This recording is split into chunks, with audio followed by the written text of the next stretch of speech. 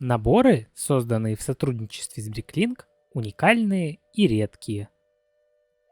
Мало того, что они выпускаются ограниченным тиражом, так и в последних волнах мы получаем оригинальную модель от победителей.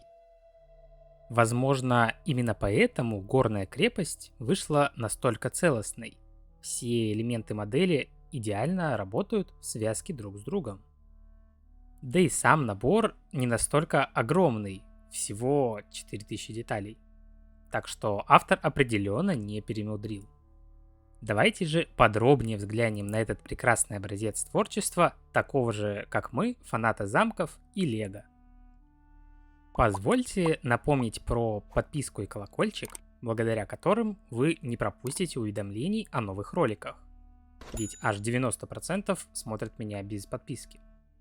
А ваши лайки и комментарии смотивируют выпустить наконец-то обзор на средневековую городскую площадь, которую мы как-то собирали на стриме. А там и Барад-дур на подходе, и про телеграм-канал не забудьте. А теперь к крепости. Благодаря ограниченной и достаточно скудной цветовой гамме мы получаем именно то впечатление, которого добивался дизайнер. Суровая твердыня, стоящая посреди не самых приветливых земель.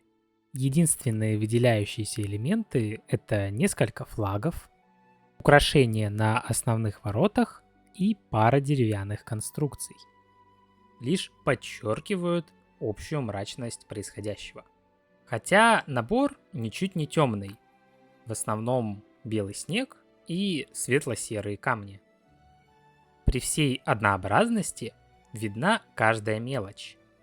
Крепость явно пережила не одно поколение правителей. То тут, то там оголены каменные кирпичи. В некоторых местах они даже торчат из стены. Во внутреннем пространстве еще прибираются, но немалая часть крепости покрыта снегом. Набор является цельной конструкцией, только отдельные небольшие элементы снимаются для доступа внутрь. Первый этаж самый просторный. По фотографиям и обзорам мне казалось, что здесь слишком пусто. Но это правда лишь отчасти. Нам открывается вид не только на внутренние помещения, конюшня, склад и просторная тюремная камера, но и на внешний коридор, ведущий к воротам. На втором этаже можно увидеть кухню со столовой и множество проходов в различные участки крепости. Еще выше встречаем небольшую оружейную, которая все же пустовата для такого размера. И пара этажей башни выделены под покои леди, управляющей крепостью. По сути, это все внутреннее убранство. Можно еще выделить большое количество кроватей. Суммарно их целых 3 штуки для солдат, одна у леди и одна в тюремной камере. Привычный уже дымоход, идущий аж от второго этажа до вершины башни. Условно идущий, он как бы прерывается в одном месте, но эту условность можно принять. Тренировочную площадку, туалет, а также гигантскую по меркам минифигурок модель замка рыцарей льва. Вероятно, черные соколы готовятся к его осаде. Казалось бы, все в общем понятно. Получили урезанную, пустоватую версию того же замка рыцарей льва со снежным скином и меньшим количеством минифигурок. О них, кстати, чуть позднее. Но чтобы понять всю прелесть этого набора, нужно или очень внимательно изучать фото-видео с ним, или собрать его самостоятельно, да еще и повертеть со всех сторон. Кое-какой момент я уже подчеркнул, и это делает горную крепость совсем не такой простой, как кажется на первый взгляд. И это, как ни странно, кровати. Такой маленький, незначительный элемент, но мы уже можем понять, что защитникам крепости уж точно есть где отдохнуть. А если учесть, что спят они по очереди, должен же кто-то стоять на страже. Их даже хватает всем. Еще один похожий пример – двери. В паре помещений имеется открытый проход наружу. Это небольшая сторожка, из которой можно попасть на башню, и оружейная. Здесь уже открыт путь к подъемнику Герсы. В остальных местах двери имеются, что очень актуально для крепости, стоящей в снегах. А помните, я упоминал, что на втором этаже есть множество проходов? Так вот, проходы есть в каждый уголок крепости. Буквально к каждой башне или крепостной стене есть доступ для защитников.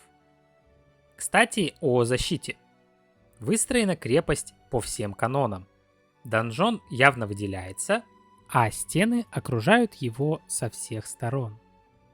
Башни действительно выполняют роль башен. С них обеспечивается стрельба на больший угол, чем у обычных стен. Проход в крепость представляет из себя спираль, и даже после преодоления Герсы захватчикам предстоит долгое время идти под постоянным обстрелом. Одна из стен наклонена. Это не только прикольное технологическое решение в рамках Лего, но и защитное. Осаждающие не смогут спрятаться от стрел, болтов и прочей прелести дальнего боя, просто прижавшись к ней. Машикулями нас также не обделили. Их можно найти в целых 3 местах, что уже на 3 больше, чем в большинстве леговских замков. И даже мерлоны выполнены под рост фигурки. Есть и слабое место. Стоит все же вырубать деревья возле стен, да и сами они здесь не очень высокие. А здесь открывается проход за подъемный мост, который также имеется. Так что, в общем, не все так очевидно.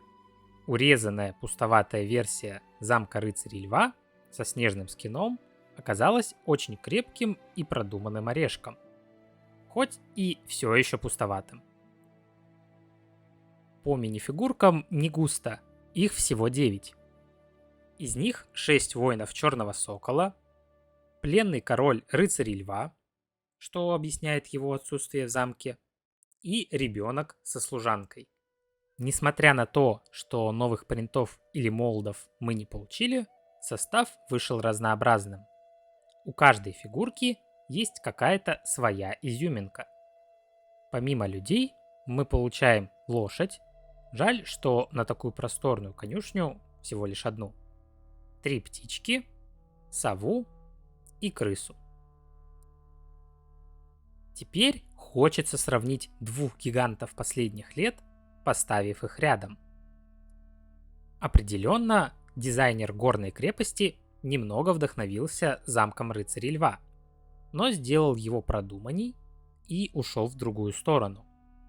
Если последний больше напоминает замок внутри крупного города с классным декором и необычной формой, то в горах возведена настоящая твердыня.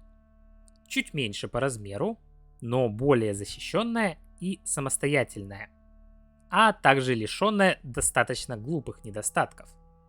Пока рыцари Льва будут пытаться забраться в свои же башни, осаждающие уже проникнут к ним в тыл, пробравшись в замок в этом месте, или же воспользовавшись пещерными ходами. Также отмечу, что в конструкции не используется каких-либо новых деталей. Если я ошибаюсь, поправьте в комментариях. Так что если хотите собрать набор для себя, то из-за его лимитированности гораздо дешевле собрать просто по деталям, включая минифигурки. Вот такой вот вышел первый набор по средневековью в обновленной линейке Bricklink Design Program. Очень необычный и уникальный. Правильнее даже назвать его не набором, а мок, втиснутый в рамки набора. Спасибо всем за просмотр.